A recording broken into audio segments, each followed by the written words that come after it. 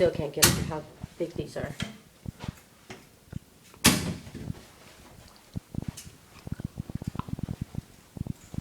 Yeah, it's not your standard 3-foot wide hallway, or sometimes they try to cheat it to 30 inches.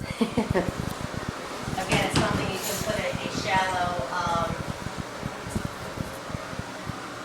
table in or something to hold magazines, or just, to replug all your gadgets and stuff again. So just to get rid of the hallway for that again, because of the width of the hallways.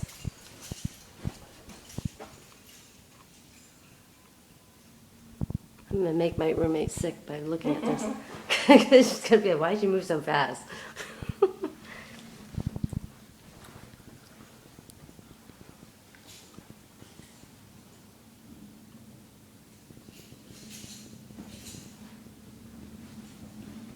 And of course, this isn't gonna do it any justice.